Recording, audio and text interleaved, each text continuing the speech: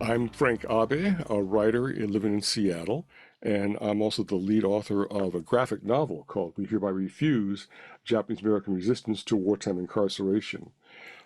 This is an interesting project in that I have no business being a manga writer, but it was an opportunity presented to us by the Winnie Museum of Seattle, who commissioned four of us to collaborate on this project.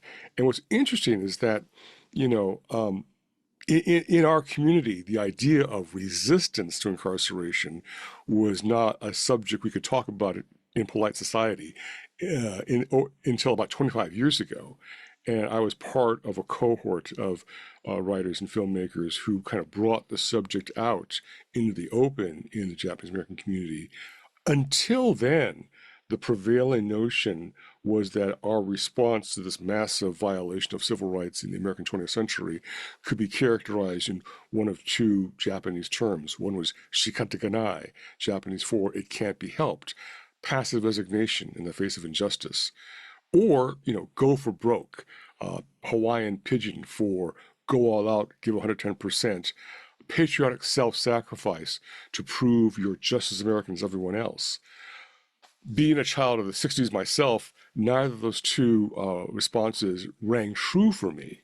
And so I was off, with the help of my mentor, Frank Chin, off on a quest to recover the stories of those who protested or resisted incarceration, not their initial removal, because Japanese Americans did all comply with Army orders after the attack on Pearl Harbor, and the president, unfortunately, signing an order authorizing mass exclusion based only on race, which is against the Constitution, by the way, and the Army enforcing those orders.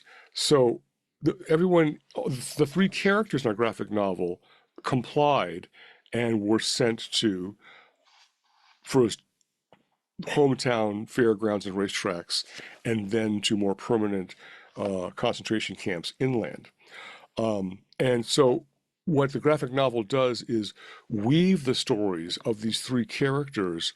We could have taken the easy route and done three different chapters, but I think we chose a more challenging route to weave three stories together to tell a coherent story, to see the arc of their wartime experience of all Japanese Americans, and weave these three stories together.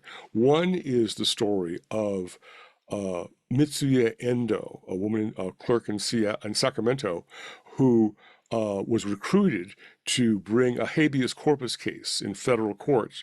And her case eventually reached the Supreme Court.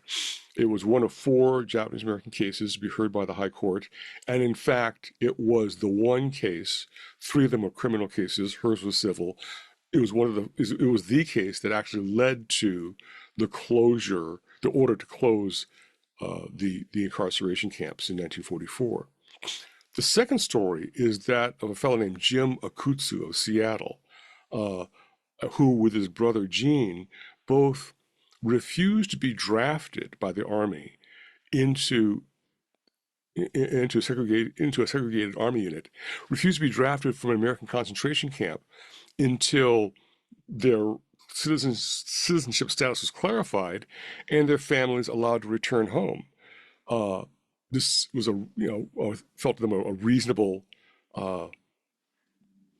stand, but a handful of draft resistors, 263 throughout the 10 camps, chose the same path of refusing to be drafted, and their moral argument was not sustained in federal court, and so they all served 2 years in federal penitentiaries as a result, and were later ostracized by their own communities.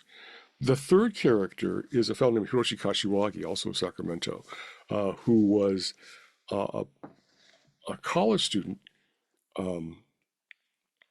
who refused to answer a loyalty questionnaire in camp because he felt that it was unjust, and he was and the government should have asked this question of, are you loyal to the United States?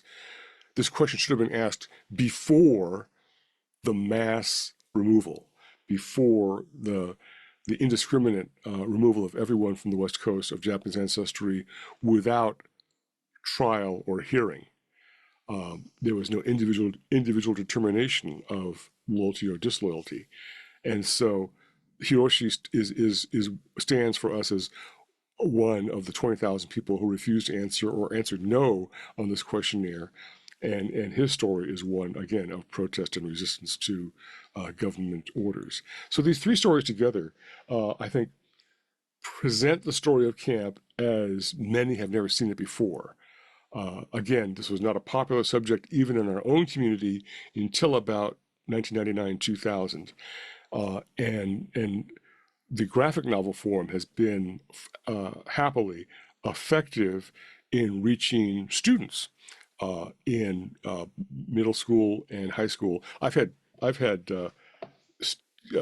people as young as 6, kind of intercept the book when I send it to friends, and they'll just grab it and read it because they like the pictures, and the story is written clearly enough so they can follow it.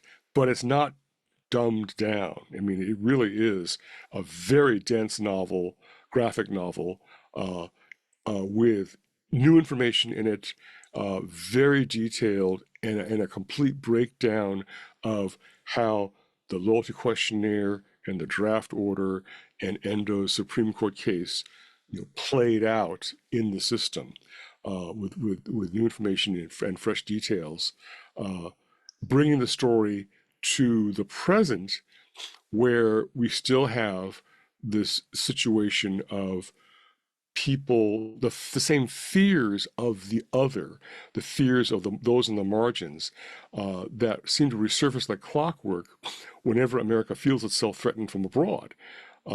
So at the end of the graphic novel hints at the idea that in the 1980s, when the imports of cars and consumer electronics from Japan stoked alarms of an economic Pearl Harbor, culminating in the beating death of Vincent Chin in Detroit by two Detroit auto workers. There was that. After 9/11, when the suicide bombing of the World Trade Center provokes the racial profiling of Muslims and Arab Americans, anyone who wore a turban, with talk of an Iranian American internment in after 9/11 in 2001. And then with the election of 2016, which brings racial division and latent white nationalism to the very top of the U.S. government, with a ban on travel from majority Muslim nations, family separations, and the caging of asylum seekers on the southern border.